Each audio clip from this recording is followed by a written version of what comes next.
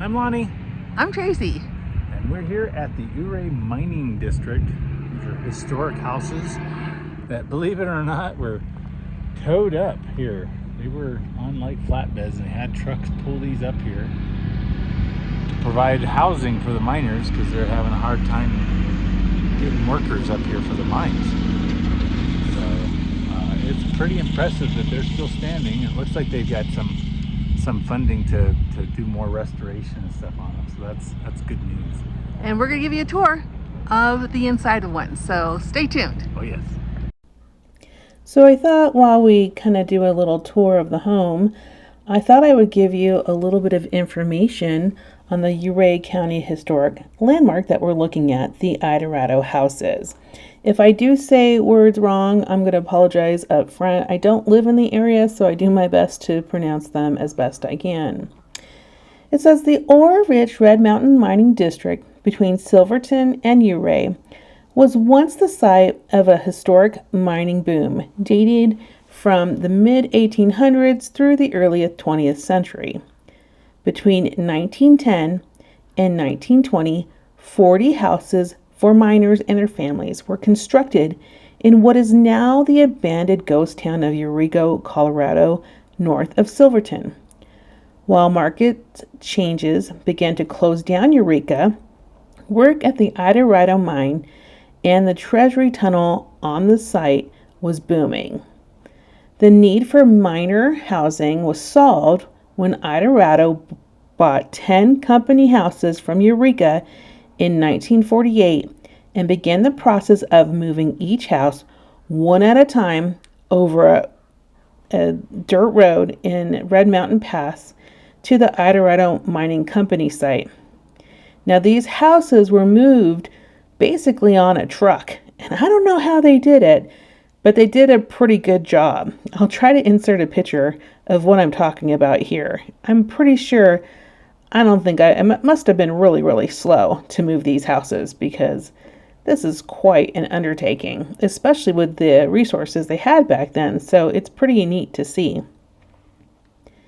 These houses were utilized for offices, for basically a hospital, and for miners' housing until the Idarado mining closed their operations in 1978. One of the 10 houses moved here, and there are only 4 remaining today. They are from the nearest highway to the back of the property, were known as Griffith's Knoll House, Hammett's Hotel, the Bachelor House, and the Newlywed House.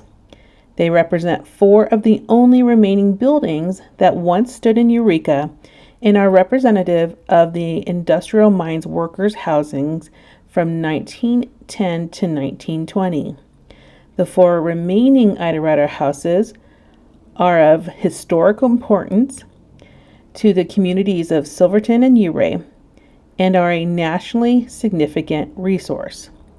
The Idarado houses preserve the tale of the miners who worked in the Idarado mine and Treasury Tunnel of Ouray County and their families and life near rugged Red Mountain Pass. Many of these families are still alive in this area. So let me tell you a little bit about where you can find these houses. So the Idarado houses, they're located on the S-curve at milepost 82 on US 550 Red Mountain Pass.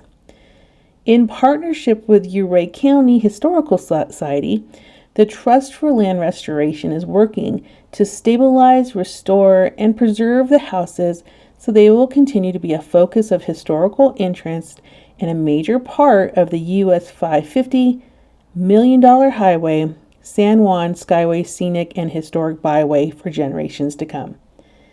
It appears, as I'm looking at their site, that the project was launched in 2020. It continues to seek funding and donations so they can complete it. In 2024, on the top of their list were to install a proper entrance gate to keep out the cars, but allow the pedestrians to walk and see these houses.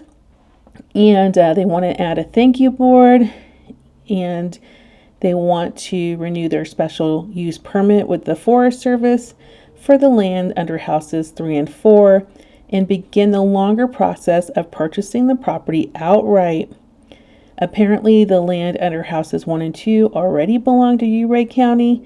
Apparently, there was a land donation from the Newmark Corporation that was negotiated by the Trust for Land and Restoration, and that was done in 2022.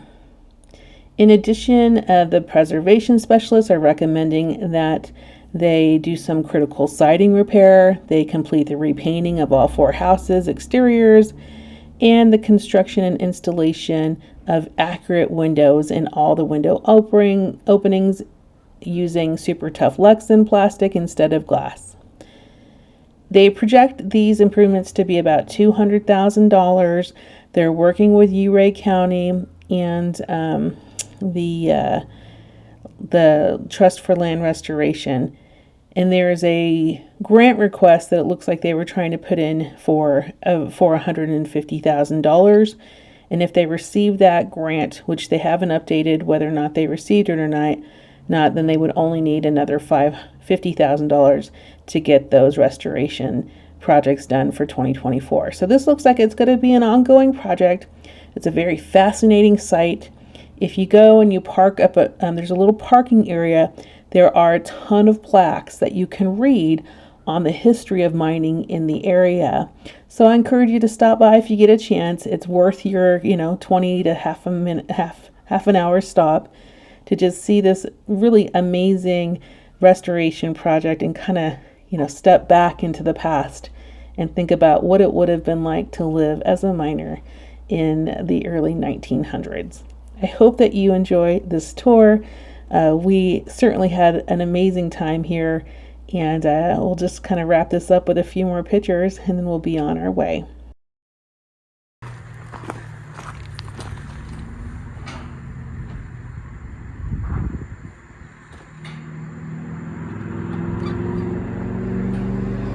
Doesn't really quite close. But you did a good job, babe. All right.